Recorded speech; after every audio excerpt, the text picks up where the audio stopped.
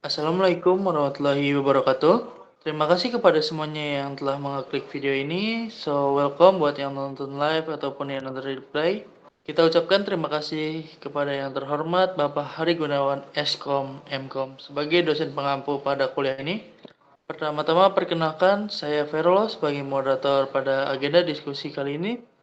Ada Devan Revali Hidayat sebagai pemateri kedua, ada Fatoni Rahman sebagai pemateri ketiga, dan Haris Kurniawan sebagai pemateri pertama.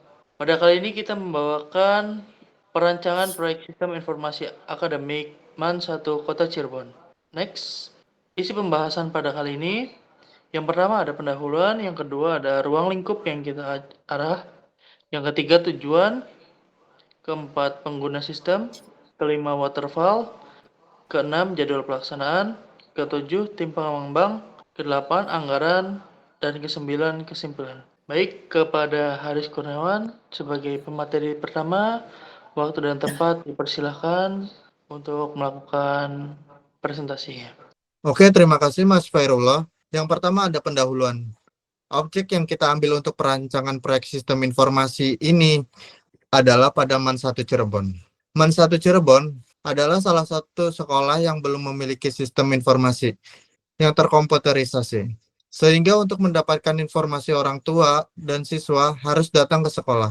Sistem informasi yang akan dibangun ini akan membantu siswa dan guru dalam mengakses informasi mereka melalui internet dan mendapatkan informasi tanpa perlu pergi ke sekolah. Cukup dengan mengakses internet ke website sekolah dan mencari informasi sekolah yang dibutuhkan. Lanjut, lalu ada ruang lingkup. Yang pertama ada portal akses. Akses pengguna yang terdaftar seperti guru, siswa, orang tua, dan staf administrasi. Yang kedua, pengelolaan data guru. Informasi mengenai data pribadi dan jadwal mengajar guru. Yang ketiga, pengelolaan data siswa, input, pengeditan, dan penyimpanan data siswa. Lalu yang keempat, manajemen jadwal pelajaran, pembuatan dan pengaturan jadwal kelas yang dinamis. Lalu yang terakhir, ada pengelolaan nilai dan kehadiran, pengisian dan pemantauan nilai serta kehadiran siswa. Lalu ada tujuan. Tujuan terbagi menjadi 4. Tujuan yang pertama yaitu meningkatkan efisiensi pengelolaan data akademik. Yang kedua, mempermudah akses informasi. Ketiga, mengurangi kesalahan manual dalam pengolahan data. 4. Meningkatkan transparansi dan akuntabilitas. Penggunaan sistem. Penggunaan sistem ini terdiri dari 4. Pertama ada guru, murid, kepala sekolah, admin. Guru bertanggung jawab mengelola nilai absensi serta materi ajar yang diakses oleh siswa. Lalu ada murid, mengakses nilai absensi, jadwal dan bahan ajar, serta mengumpulkan tugas melalui sistem. Lalu ada kepala sekolah, memantau performa akademik siswa, kinerja guru, menyetujui pengumuman, dan membuat kebijakan berdasarkan laporan dari sistem. Yang terakhir ada admin, memastikan keamanan data, manajemen akun pengguna, dan memberikan dukungan teknis pada semua pengguna sistem. Terima kasih kepada Haris Kurniawan telah memaparkan materi yang begitu jelas. Selanjutnya sini ada metode waterfall yang langsung akan dibacakan oleh pemateri kedua yaitu Devan Revali Hidayat. Kepada Devan Revali Hidayat dipersilakan untuk mempresentasikan. Ya, baik, saya akan mempresentasikan metode waterfall. Di sini kami mempunyai 6 tahapan. Yang pertama ada perancangan sistem. Pada tahapan ini dilakukan identifikasi kebutuhan sistem secara keseluruhan. Kedua itu ada proses analisis. Ini melibatkan pemahaman akan ruang lingkup sistem, fungsi-fungsi yang diperlukan, serta desain antarmuka pengguna. Yang ketiga itu kita mempunyai tahapan desain yang berfokus pada elemen penting seperti struktur data, database, diagram alir, IRD, arsitektur, arsitektur sistem, detail, prosedur, dan karakteristik antar muka pengguna. Yang keempat itu ada tahap kode yang dilakukan sebagai penulisan program yang berdasarkan desain yang telah dibuat agar sistem dapat berjalan sesuai fungsinya. Yang kelima ada tahapan pengujian. Pengujian ini dilakukan penulisan program yang berdasarkan desain yang telah diperbuat agar sistem dapat berjalan sesuai fungsinya. Yang keenam ada tahapan pemeliharaan. Tahap ini mencakup perbaikan atau penyesuaian yang diperlukan setelah sistem digunakan untuk memenuhi kebutuhan baru atau memperbaiki masalah yang muncul. Oke, lanjut. Di sini ada jadwal pelaksanaan. Di tahap ini kita menghitung tahap dari waktu pelaksanaan. Tahap-tahapnya itu ada 6, yang itu perencanaan sistem, itu waktu pelaksanaannya pada minggu ke-1 sampai minggu ke-3. tahap analisa. Waktu pelaksanaannya minggu 4 sampai minggu 5. Tahap perancangan desain, waktu pelaksanaannya pada minggu 6 sampai minggu 8. Tahap pengkodean itu dalam waktu pelaksanaan minggu 9 sampai minggu 12. Tahap pengujian yang dilaksanakan pada minggu ke-13 sampai ke-14. Lalu ada pemeliharaan, yaitu setelah implementasi. Selanjutnya ada tim pengembang.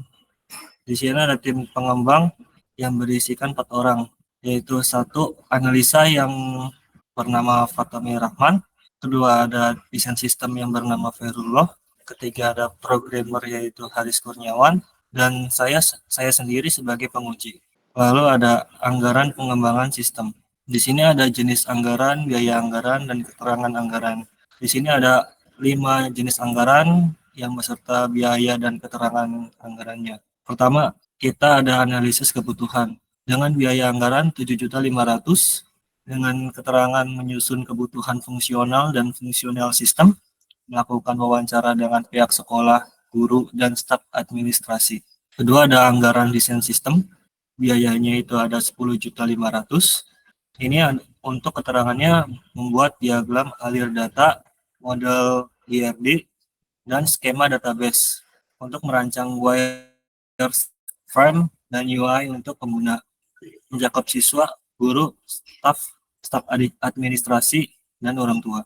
Ketiga, ada anggaran pengembangan atau program. Biayanya itu ada 2.500.000.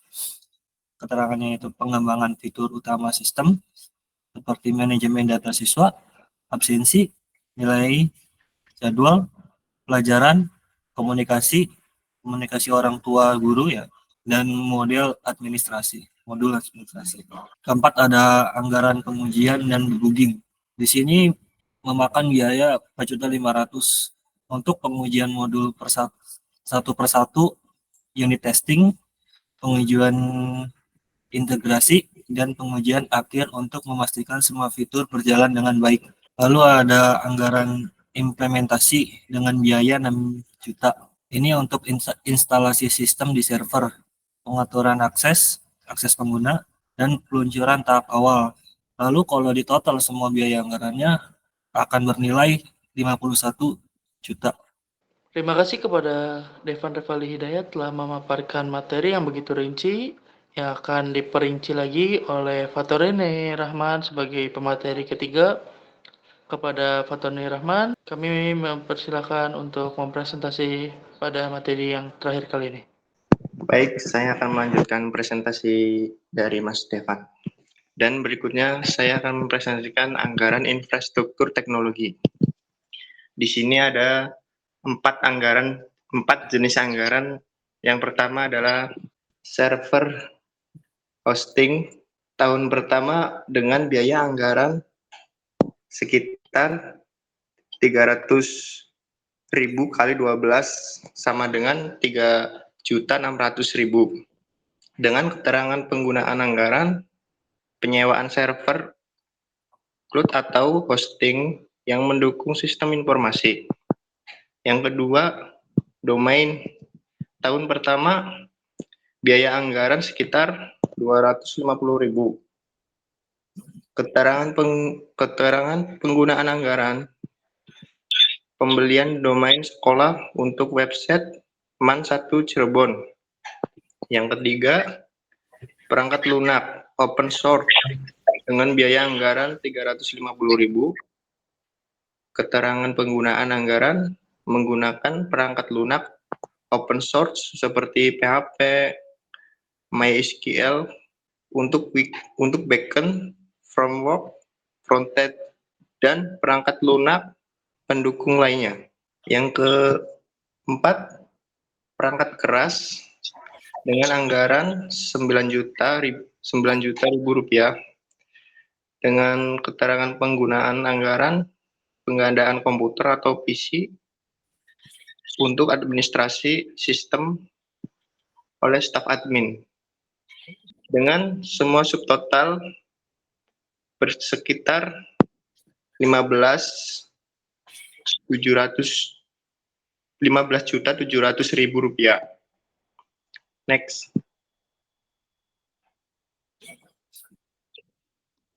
Nah, di sini kita lanjut dengan anggaran pelatihan dan pengembangan SDM. Di sini ada dua jenis anggaran dan yang pertama, yang ke satu adalah pelatihan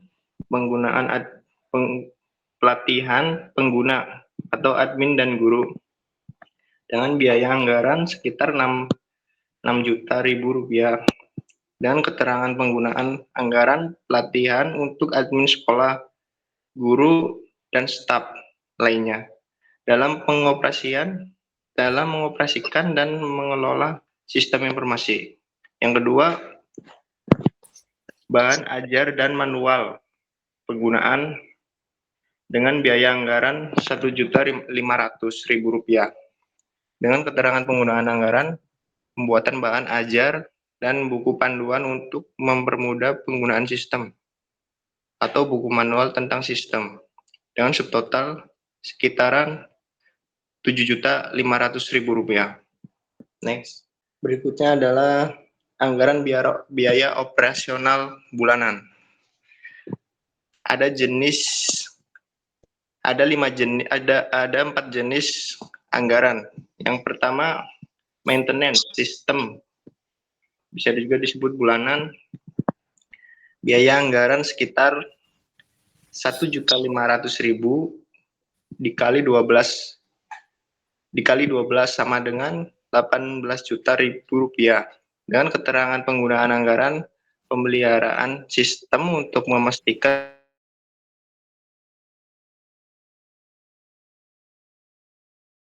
pembaruan perangkat lunak dan pemantauan sistem. Yang kedua, biaya listrik dengan biaya anggaran Rp500.000 dikali 12 sekitar Rp6 juta dengan keterangan pengguna anggaran menyediakan listrik untuk penggunaan sistem informasi oleh admin dan pengguna di sekolah. Ya. Biaya anggaran sekitar Rp250.000 dikali 12 sama dengan Rp3 juta. Dengan keterangan penggunaan anggaran menyediakan internet stabil untuk penggunaan sistem informasi oleh admin dan penggunaan di sekolah. Yang keempat, dukungan teknis dengan biaya anggaran Rp500.000 dikali 12 sama dengan Rp6 juta. Dengan keterangan penggunaan anggaran menyediakan layanan dukungan teknis bulanan untuk menangani kendala teknis atau bug yang muncul. Dan total semua anggaran ini sekitar Rp33 juta. Next. Di sini ada anggaran keseluruhan. Ada 4 jenis anggaran. Yang pertama, pengembangan sistem dengan biaya anggaran Rp51 juta. Yang teknologi dengan biaya anggaran Rp15.700.000. Yang ketiga, pelatihan dan pengembangan SDM dengan biaya anggaran Rp7.500.000. Yang keempat, biaya operasional tahunan dengan biaya anggaran Rp33 juta. Dengan total keseluruhan anggaran Rp107.200.000. Kesimpulan akan disampaikan oleh moderator, Mas Peru. Baik, terima kasih kepada Pak Tony Rahman telah memaparkan anggaran yang begitu terperinci. Kesimpulan yang dapat kita ambil dalam perancangan sistem informasi pada kali ini, yaitu berdasarkan hasil perancangan ini, maka dapat disimpulkan bahwa penggunaan sistem informasi akademik berbasis web pada MAN 1 Cirebon dapat memberikan solusi yang lebih cepat dalam pengelolaan nilai, pembuatan laporan lebih efektif dan efisien karena penyimpanan data sudah dalam database. Bagi teman-teman yang memiliki pertanyaan, silahkan ketikkan pada kolom komentar. Kami semua ucapkan terima kasih. Sekian dari kami, wabillahi taufiq wal hidayah. Wassalamualaikum warahmatullahi wabarakatuh.